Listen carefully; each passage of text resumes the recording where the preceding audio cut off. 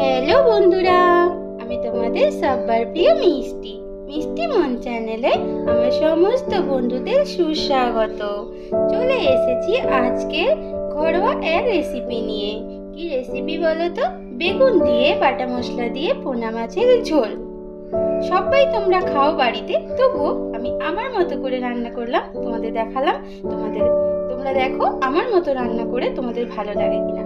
তাহলে তোমাদের কিন্তু পুরো রেসিপিটা কোনো কিছু স্কিপ না করেই দেখতে হবে, নাহলে কিন্তু কিছু বুঝতে পারবে না। তাহলে তোমরা দেখতে থাকো আমি কিভাবে রান্নাটা করি। ফিরে আসছি একটু পরে।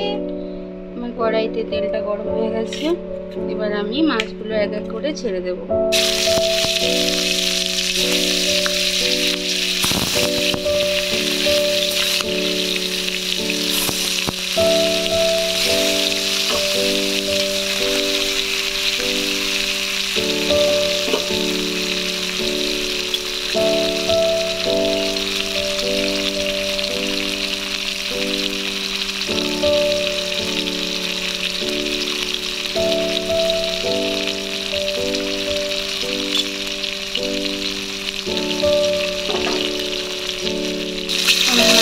একটু ধরে গেছে, আর একটু আমি উল্টে দিচ্ছি। এটা একটা মাছের ঝোল আজকে আমি বানাবো।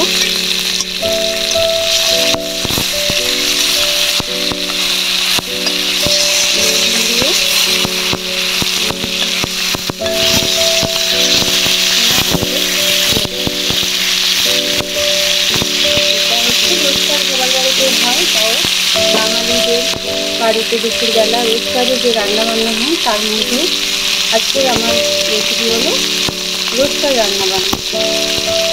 ঠিক আছে, মাছগুলো আর একটুখানি ভাজা হবে, সবগুলো এখনো ঠিকঠাক করে হয়নি, ভালো করে ভেজে নিতে হবে কড়া করে, অতটা টেস্ট লাগবে।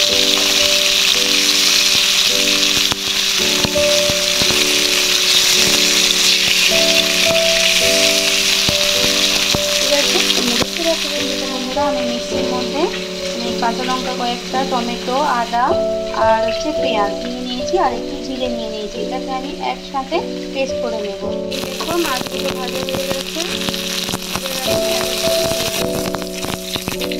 লালগুলো একদম ভাজা হয়ে গেছে।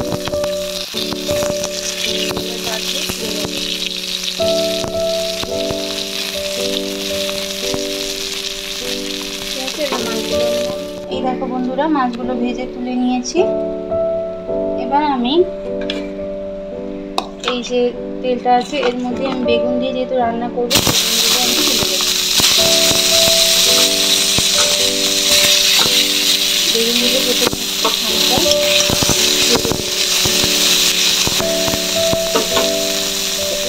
এই দেখো বেগুনগুলো আমার একদিকে ভাজা হয়ে গেছে।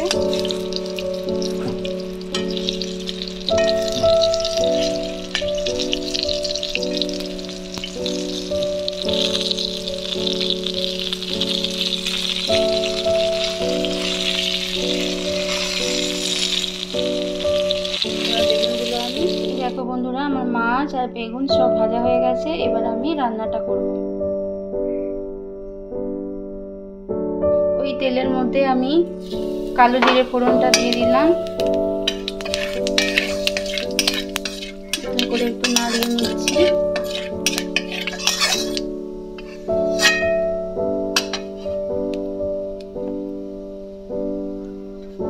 কালো জিরেটা একটু ভাজা ভাজা হবে।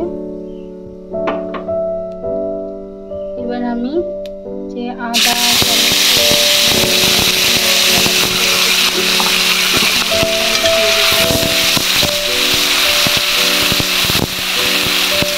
ভালো করে কষিয়ে নিতে হবে,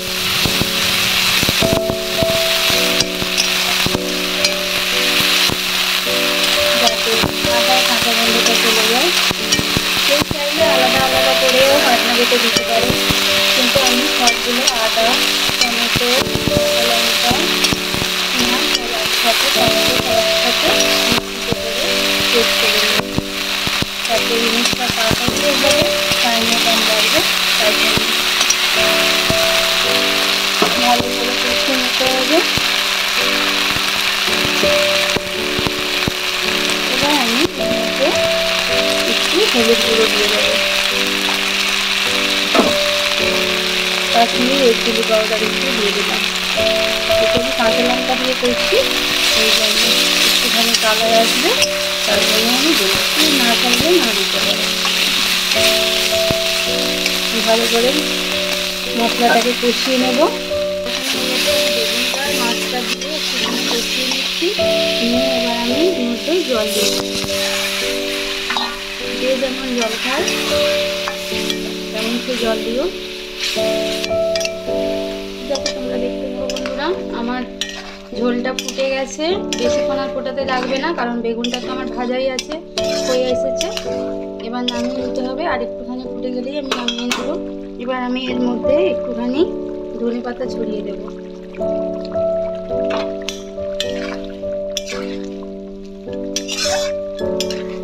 এটা একদম সিম্পল একটা রান্না, প্রতিদিন বাঙালি বাড়িতে প্রায় হয় বললেই চলে। আমি বাঙালিদের প্রতিদিনের রান্না হিসেবে আজকের এই রান্নার রেসিপিটা করলাম। তোমাদের যদি ভালো লাগে অবশ্যই লাইক, কমেন্ট অ্যান্ড শেয়ার করো, ঠিক আছে? আর এরকম নিত্য নতুন বা ঘরোয়া রান্না কিছু দেখার জন্য অবশ্যই আমার চ্যানেলটাকে প্লিজ ফলো করো তোমরা। আমি এইরকম নিত্য নতুন রান্না বা বিভিন্ন ধরনের ভিডিও নিয়ে আমার চ্যানেলে চলে আসি।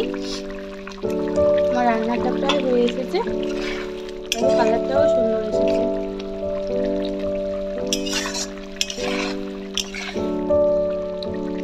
আমি আমার মতো করে করলাম, তোমরা তোমাদের মতো করতে পারো, বা যদি দরকার মনে করো যে এরকম তোমার রান্নাটা ভালো লাগছে, তাহলে আমার মতো করেও ট্রাই করতে পারো, দেখবে ভালোই লাগবে। দুপুরবেলা গরম ভাতের সাথে কিন্তু রান্নাটা ভালোই লাগে। এই দেখো বন্ধুরা, আমার বেগুন দিয়ে পোনা মাছ রান্না একদম কমপ্লিট। আমি সার্ভ করে নিয়েছি বোলের মধ্যে। দেখো, দেখতেও খুব ভালো হয়েছে, কিন্তু রান্নাটা খুব কম তেল মশলা দিয়ে রান্না, সমস্ত বাটা মশলা দিয়ে রান্নাটা করেছি। দেখবে খেতে কিন্তু ভালোই লাগবে দুপুরবেলা গরম ভাতের সাথে। এটা নিত্য নতুন বাঙালিদের বাড়িতে যা হয় সেই রান্না আমি আজ করে তোমাদের কাছে দেখালাম, ঠিক আছে? ভালো লাগলে অবশ্যই লাইক করো, এবং প্লিজ তোমরা একটু কমেন্ট করো। তোমাদের কমেন্টের উপরে আমাদের অনেক কিছু ডিপেন্ড করছে। নতুন নতুন ভিডিও বানানোর জন্য আমরা আরও উৎসাহ পাই তোমাদের এই কমেন্ট থেকে। আমার চ্যানেলে যারা পুরনো বন্ধু আছো তারা তো আমার ভিডিও দেখছো, আমাকে ফলো করছো, কিন্তু আমার চ্যানেলে যারা নতুন বন্ধুরা আসছো, প্লিজ আমার চ্যানেলকে সাবস্ক্রাইব করে নিয়ে আমার পাশে থেকো। বেল আইকনটা অবশ্যই প্রেস করো কিন্তু, কারণ কি আমি নতুন কোনো রেসিপি করলে তাহলে নোটিফিকেশন তোমাদের কাছে আগেই চলে যাবে। তাহলে বন্ধুরা, আজকের মতো তোমাদের থেকে বিদায় নিলাম। ফিরে আসবো নতুন কোনো এক রেসিপি নিয়ে। ততক্ষণ তোমরা সবাই ভালো থাকবে, সব সময় হাসতে থাকবে। টাটা।